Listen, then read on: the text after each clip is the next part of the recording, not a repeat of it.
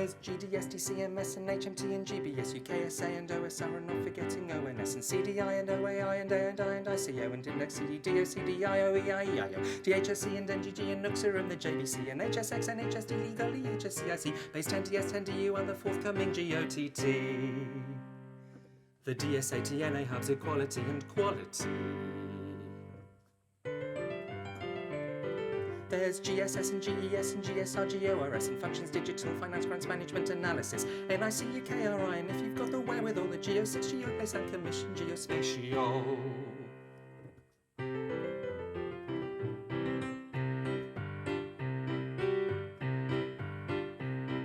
Professions, yes, and functions, but don't waste the opportunity to make a board advisory cross-government community, to build architecture, APIs, and many other facets, like open standards, attitudes, map data, knowledge, assets. GDS's revamp hands registers canonical, and CDDO, DSA for issues taxonomical, to CMS as NDS and ONS as IDP. And everyone is doing work on bloody digital ID.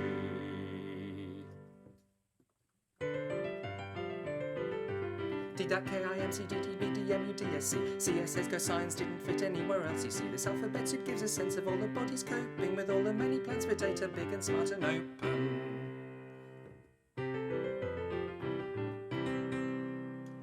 I hope you like this ditty of initial ingenuity, which, thanks to change in policy, will change in perpetuity.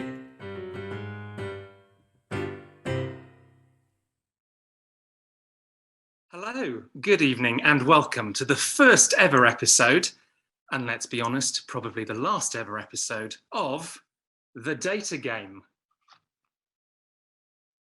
I'm Gavin Freeguard, Special Adviser here at the Open Data Institute, and it's wonderful to welcome you to this brand new game show all about data.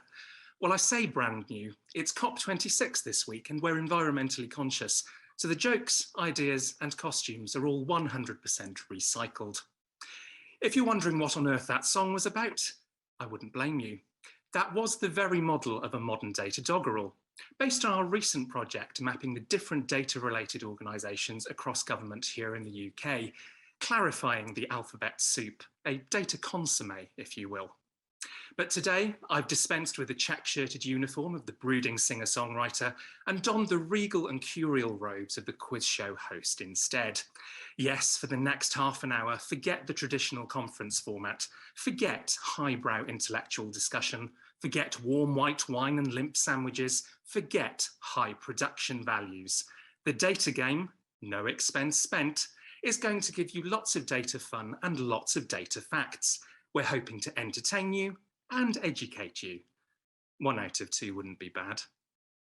We'll have 2 data experts dueling here in the virtual studio, but we'll also be getting all of you involved, playing against our contestants, choosing questions for them, and even awarding them points. We've put this whole thing together in under a week. When the idea first came up, it seemed about as likely to happen as war with France. This is the first time we've ever tried this. We've not rehearsed. What could possibly go wrong, apart from absolutely everything?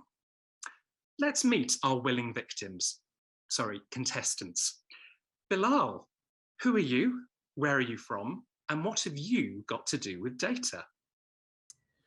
Hi, Gavin. My name's Bilal Matteen. I am the clinical technology lead at the Wellcome Trust. And what I have to do with data is that I have the privilege of getting to give out money to very worthy and deserving people. So I spend my time funding digital infrastructure and software tools for health and science research, largely in an effort to facilitate more trustworthy data science. Excellent. And I think you brought a mascot with you today. I have indeed. He goes with me everywhere. It is Rodin doing what he does best in creating a sculpture, both thinking and I'll leave you to fill in the blank. Yes, probably best that we move on quickly from that. You did tweet that you were going to have a hairpiece as your mascot, and I had a fantastic joke prepared about the wig version of history, but it's probably best the audience has been spared that as well. That wasn't a hairpiece, Gavin. That was just my hair. Ah. Moving on. Claire, who are you? Where are you from? And what have you got to do with data? Thank you, Gavin. It's a pleasure to be here. My name's Claire Melamed. I'm the CEO of the Global Partnership for Sustainable Development Data. Generally, we rejoice in having the longest name of anyone on the panel. I think that's probably true again here. The Global Partnership is, as the name suggests, a global partnership which connects up all of the different parts of the data ecosystem. So we work to create partnerships with the private sector, with governments, with civil society organizations who want to get together and combine forces and use data for good. I sometimes describe the global partnership as being like the pipework which connects up different parts of the data ecosystem. So I guess that makes me the plumber of data. Excellent. We do like talking about fixing the plumbing when it comes to data, don't we? I think you've got a mascot as well, haven't you? I do. Mine is a brutally utilitarian mascot. As we know, in this time of Zoom, we spend quite a lot of time fighting other members of our household for bandwidth. So today I brought along my son's PlayStation controller so that at least for the next half an hour, I will be winning that particular battle in this house. Brilliant. Well, we're delighted to have you both with us. I suspect whether you're delighted to be here is another matter altogether. Now, we've asked each of our contestants to bring their own buzzer. Bilal, can we have a listen to yours, please? Absolutely. Here it is.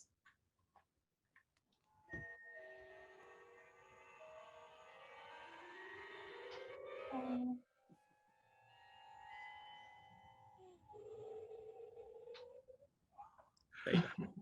Wonderful. That's longer than most of the questions. Claire, let's give your buzzer a go. That is adorable. Just to wake you all up, here is mine.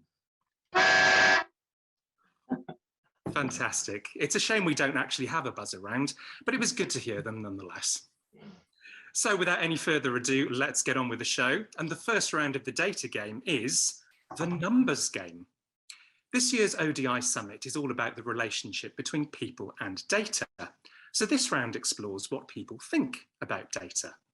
I'm going to ask our contestants and all of you watching at home 5 multiple choice questions, each of them drawn from polling on public attitudes towards data here in the UK and around the world. Our contestants will have around 15 seconds to scribble their answer on our very high-tech cardboard scoreboards. You, our audience, will have 15 seconds to vote using the polling function on Hopin. Our contestants will be competing against one another, but they're also going to be competing against you, our audience. For every question you, our audience as a whole, gets right, you get 1 point, so a maximum of 5 points for the round.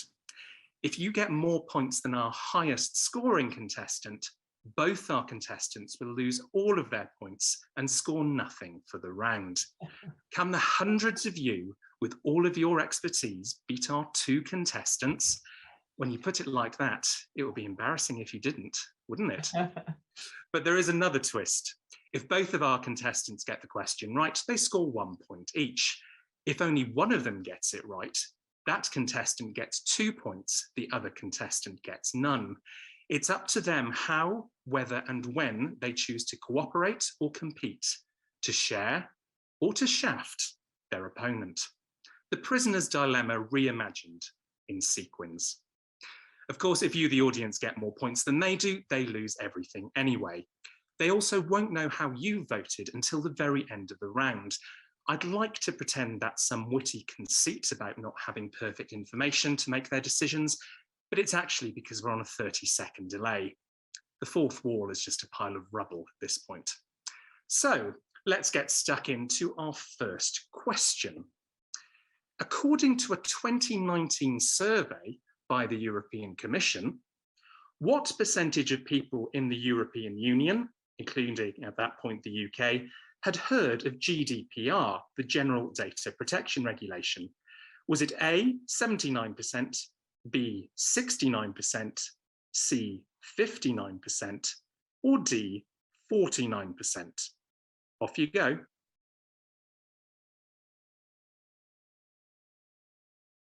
Thoughts, Claire? No? Yeah, a little bit skeptical about the awareness of the European public about GDPR. Certainly going for a low bar there. You've only got a few seconds left. I think we're probably going to have the same answer. So I hope. Okay, well, it's time to see your answers. What did you both go for? Claire went with D and Bilal went with D. Well, I can tell you the correct answer was, in fact, B. It was 69%. So you were both wrong. It was 79% in the UK. The Poles topped the poll. 95% of people in Poland were aware of GDPR. Estonia was bottom on just 38%. So let's see if you're more successful with question 2. According to a 2019 report published by the UK government, what percentage of people said they were either very comfortable or fairly comfortable with artificial intelligence or robots being used to help doctors answer your health questions, diagnose your condition and recommend treatment, with the doctors still making the final decision? Was it A, 80%, B, 60%, C, 40%, or D, 20%? Bilal, I feel like you should know this. Yeah, embarrassingly, I feel like I should too as well, because this is most of my time researching. I'm going to be honest and say I suspect a fair few might be okay with it, but not me. Do we want to split the difference? If I go for C, will you go for B? Oof. This is okay. I was thinking fairly high. I was going to go fairly high, so I was going to go either A or B. So yeah, B. I'll go to B. The time is up. Let's see what you eventually went with. Let's see those scores. So Bilal, you've gone for C, and Claire, you've gone for B. The correct answer was, in fact, A. Oh, God. 80%.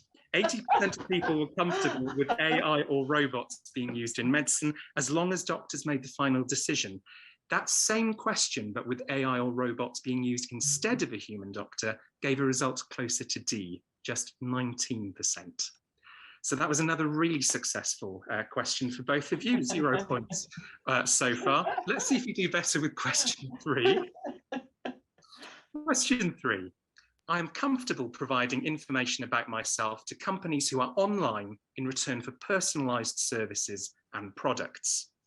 According to 2019 polling, which country's citizens were most comfortable with that statement, topping the poll with 69%?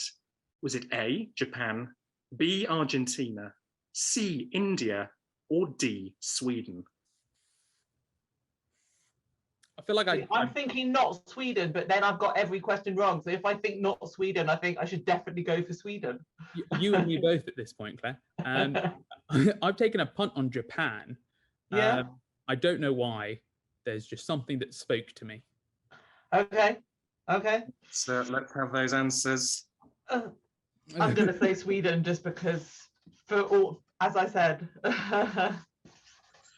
So we've got A, Japan, and D, Sweden.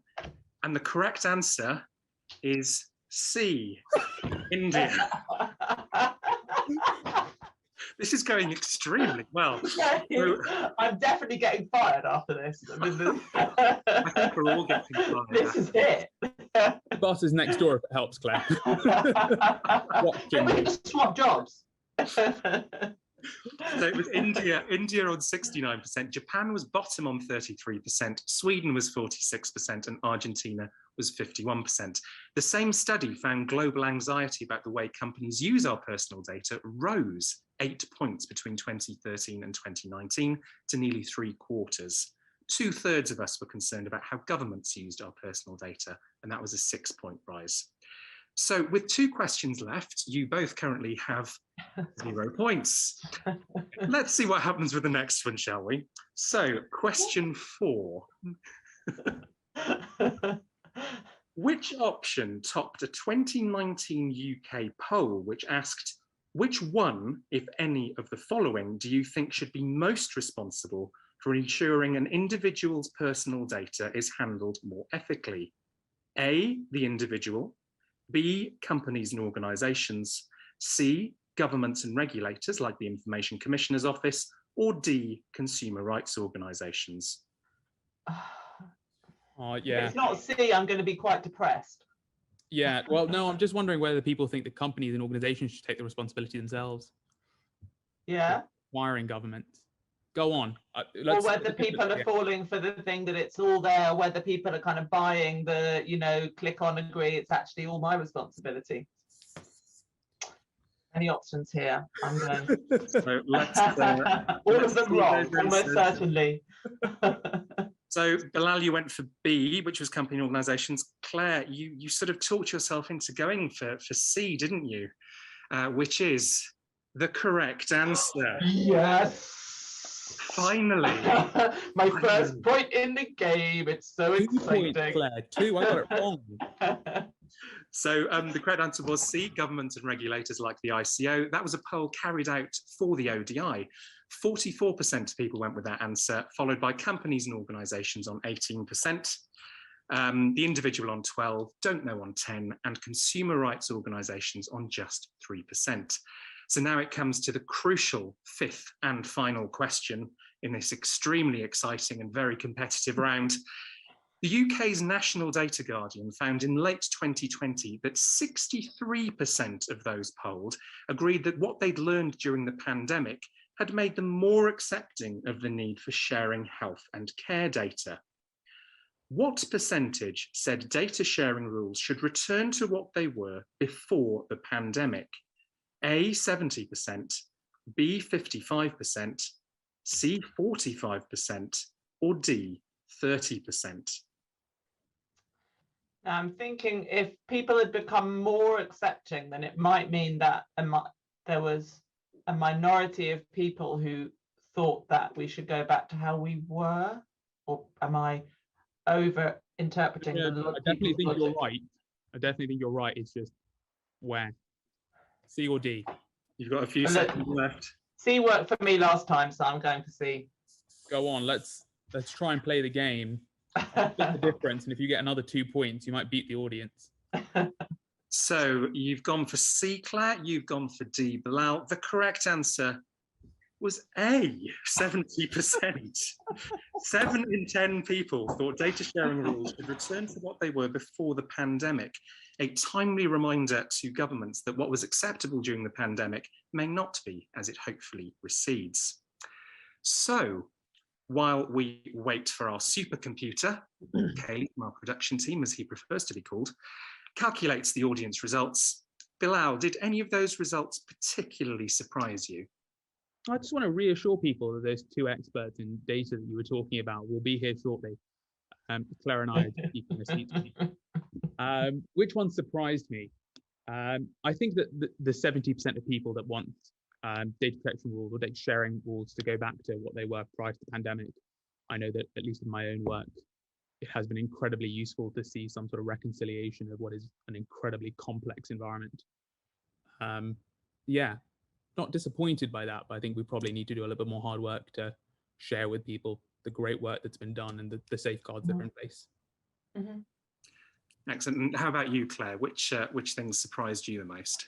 I was very surprised and pleasantly surprised by the high number of people who'd heard of GDPR. That was, you know, obviously something's going right in the European Union's communications around data, so that was good. Or it may have been that companies had been campaigning so much against it that was how everybody knew. But anyway, somehow or other, the message was getting out. But I was really interested in the result that percentage was very low in Estonia. Because, of course, we all think of Estonia as this amazing digital society and expect that everyone there would be following the twists and turns of regulation. But perhaps there says something about if you trust your own government on these issues, perhaps you pay less attention to regional, or maybe I'm overinterpreting it, but there's something very interesting in that combination, I think. There is, thank you. And there's also something extremely interesting in the results. Now, remember, if the audience get more points than the higher scoring contestant, you both lose all of your points. And I mean, only Claire scored any points anyway. Basically, Claire versus the audience at this point. Claire finished that round with 2 points. The audience finished that round with 1 point. So, Claire, you go into our second round in the lead by 2 points ahead of Bilal. I'm just embarrassed for the audience. I think we should all be embarrassed for the audience. I hope you're all taking a very hard look at yourselves, or at least the image of yourselves on Zoom. So let's move on to round 2, which is blind data, or as some of you may know it, a version of PowerPoint karaoke. A number of sessions at today's summit have touched on the importance of how we communicate data, and data visualization is a vital way of doing that. We're going to prove that by getting our contestants to present a chart they've never seen before, as if it was something they've been working on for weeks. Before I go any further, I'm going to ask you, the audience, to choose the type of chart we're going to give our contestants. So vote now, A for a line chart, B for a bar chart, and C for a pie chart. We're going to give each of our contestants a slide that will have a chart on it. There will be very little information about what that chart is about. We'll ask each contestant to speak for 60 seconds about their chart, as if they were giving a presentation that they've delivered and practiced many times. I will award points entirely arbitrarily based on passion and plausibility, clarity and comedy. There are no points for accuracy. There'll be 60 seconds on the clock. For the timer, I asked our production team for a clock with hands. They said to me, well, you have 2 perfectly good hands, so you will see me counting down the final 10 seconds digitally, even if it's not quite the definition of digital that I expected. Now, as I said, we're on a 30-second delay and we put this whole thing together very quickly. So despite offering you a vote on chart types, we only ever had 1 chart each. There never was an actual choice.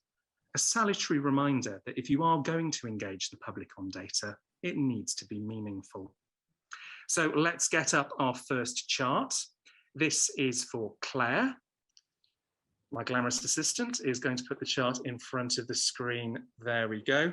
So Claire, I'm going to give you a few moments to look at that chart and think about what on earth you might say.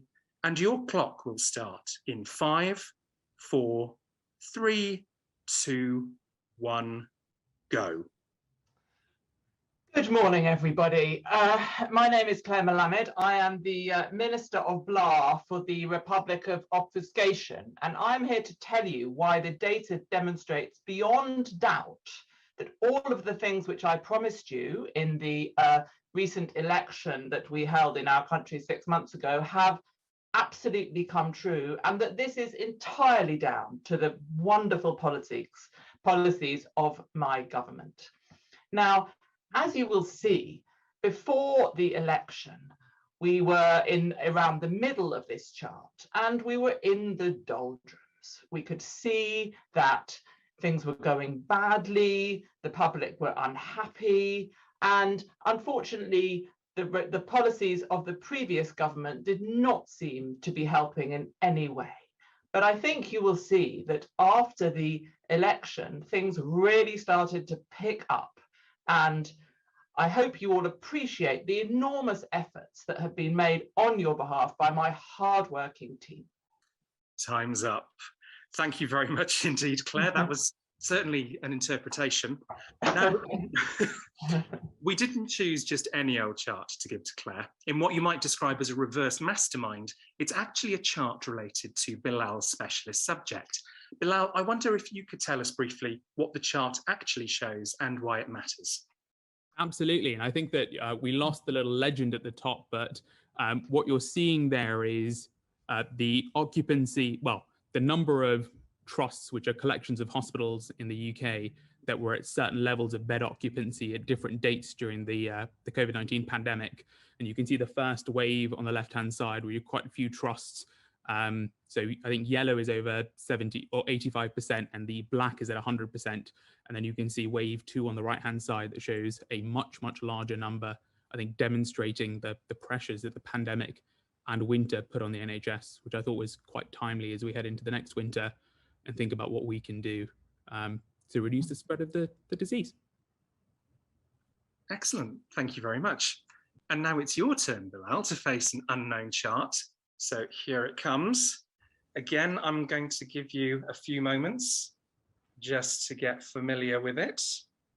And then we'll begin with 60 seconds on the clock. So Bilal, we're ready for you to start in 5, 4, 3, 2, 1, go. Hi all, my name is Bilal Matteen. I'm the clinical technology lead at the Wellcome Trust, and I'm really glad that you've all joined me today to talk about a really important topic. And I've chosen this chart in particular because I think it nicely encapsulates exactly what the problem is right now with some of the work that we're doing in the NHS. And what you can see is clearly there's a group of people in the middle, and what inevitably happens is that they tend to split the work amongst themselves in a way that's not necessarily equal. And unfortunately, as that work diverges somewhere around the middle of the day, we find that there are those that succeed and those that fail. And unfortunately, as you can kind of see from the way the information's clustered, those that succeed who are at the top don't seem to be as densely clustered, whereas those at the bottom really do get packed together. And all I can say is that this really needs to be reflected in how we educate kind of that middle cohort, because it's not those that are doing well or those that are doing badly. What was that chart meant to be, Claire? That was amazing. Well, what was that chart meant to be? Well, you're never going to believe this, but this is actually a chart about Claire's specialist subject. You never saw that coming, did you? Claire, I wonder if you could tell us briefly what that chart actually shows and why it matters. So it's a chart that shows racial inequality in the US by generation. So the single bar is the middle 20% by income of families in the US. And there's the sort of, I think the yellow dots are white children, and the purple, I think, I can't quite see, dots, the darker ones anyway, are black children. And it shows how over their lifetime, essentially the white children are much more likely they all come from the same income band, but the white children are much more likely to end up in the higher income, to sort of increase their income, to have positive social mobility over their lifetime, whereas the black children are much less likely, and in fact are much more likely to actually experience sort of a decline in their social mobility over their lifetime. So it's essentially about racial inequality in the US. But that was amazing. Your presentation was so good. Brilliant. Well, thank you both very much indeed. Now to award some points for that round, I wonder if I'm going to award them in such a way that we get a crucial final round that comes down to the audience vote. Well, Claire, that was an excellent effort, so you deserve to have more than 0 points. I'm going to give you 1 point. That was very good indeed. And Bilal, you deserve the 3 points that now ties you on 3 points each going into our final round. And our final round is called Just 60 Seconds. Any resemblance to a famous radio show with a similar name is entirely uncoincidental. How we talk about data to people, especially those who don't think of themselves as data people, really matters. Some of you may have joined a session earlier that discussed new ways of thinking and talking about data. We often reach for metaphors when we do so. Data is the new oil is one of the most prominent and arguably one of the most problematic. We're going to give each of our contestants a possible metaphor for data along similar lines. Data is the new X. They will have 1 uninterrupted minute to explain the metaphor to us and convince us that it's a very helpful way of thinking and talking about data. While they should avoid pausing too much, straying too much from the subject at hand, or saying the same thing over and over, hesitation, deviation, repetition, if you will, they're going to have a full minute, whatever happens. We won't penalise them if they do any of those things, which may differ from similar radio shows for legal reasons. At the end of the round, you, our wonderful audience, will vote for your favourite.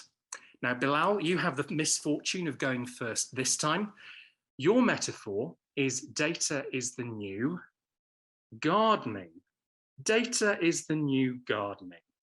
You have 1 minute to tell us why that's a great metaphor for data that definitely works, starting now. So, folks, data is most certainly the new gardening, because I don't know how many of you who are watching this have ever tried gardening, but I have absolutely no idea what I'm doing. And I've got a PhD in the subject. And what you often see is that folks who go out with a lawnmower, much like someone will open up an instance of R and just start typing things. Similarly, I'm just pushing that lawnmower over the grass and hoping for the best. as I expect many people are just smashing away at their keyboards. Now, if you ever tried pruning a tree, both the random kind that you'd use to predict something, or literally a bush in your garden, similarly, snip, snip, no idea what you're taking off, and the model and shrub that you're left with, absolutely pointless. So I can only surmise that much as everyone else has no idea what they're doing, most people with any access to data don't know what they're doing either. And so data must be the new gardening. Thank you very much, Bilal. What an inspiring message for a summit all about data, that none of us know what we're doing. Thank you very much. Now it's your turn, Claire. Your metaphor is data is the new music. Yes, that's data is the new music. You have 1 minute to convince us that that's an even better metaphor for data, starting now. Well, data is definitely and obviously the new music. This is for so many reasons, but let me begin with at least one. Music, as we know, is riven by deep tribalism and mistrust, frankly, between those who espouse indie rock and those who prefer the beat of techno. And there are some of a perhaps older generation who would very much definitely prefer to listen to opera. These people take very strong views on the subject. And like music, data itself also is riven by those people who would swear that the answer lies in data science. And all we need, we can disband our statistical offices immediately because Google and big data has all the answers. And there are others who, of course, would say, no, no, no, no, no, this is not true at all. We need to listen to the people. We need to hear directly from the people through citizen-generated data. But the answer, as we know, is to come together in a happy symphony. Perfectly timed. Thank you very much indeed, Claire. Now, audience, it's up to you to vote for your favourite of those two performances. The poll is open now. You can vote for Bilal's data gardening, or you can vote for Claire's data music. So vote now. And while you do so, Bilal, honestly, how useful did you really find data gardening as a metaphor? Would you use that in real life? No, I'm a much bigger fan of something I saw on Twitter, which is data is the new glitter. I don't know if people are familiar with that, but I thought that was just an absolutely brilliant one, because we know that all data scientists are descendant from magpies, and we gravitate towards shiny objects. Yeah. I thought it was the politicians that were the magpies, but maybe not. And Claire, how about you? How useful is data music? How would you normally talk about data? I wouldn't ever have actually thought of that as an analogy, although I did find myself talking myself into it slightly as I was going. So I don't know whether that just But the most interesting one that I came across recently, which I'm still mulling over, was data as bacon. And this is, the article didn't fully go into detail about why this, but I was constructing quite an elaborate thing in my head about the role of bacon in a full English breakfast, and whether that can in some way kind of describe the role of data in policymaking, just in case that did come up today. So I'm a little bit disappointed, frankly, because it was a really good one. Well, it certainly sounds like a rasher metaphor than either of the ones that we came up with. So our supercomputer is crunching those votes. And I'm delighted to say that our winner is Bilal. Congratulations. Now, our star prize tonight is the adulation and respect of the viewing public, and you can't put a price on that. Now, while Bilal has been declared the winner, I think we can all agree that the real winner tonight was data. Now, hopefully we've all learnt something tonight, and it wasn't just a completely pointless half an hour. I hope you managed to drag some enjoyment and/or enlightenment, kicking and screaming from this barely organised chaos. A huge thank you to all of you for indulging us and playing along, and I hope you'll join me in a virtual round of applause for our fantastic contestants, Bilal and Claire. I've been Gavin Freeguard, live from King's Place. Now back to Naga in the studio.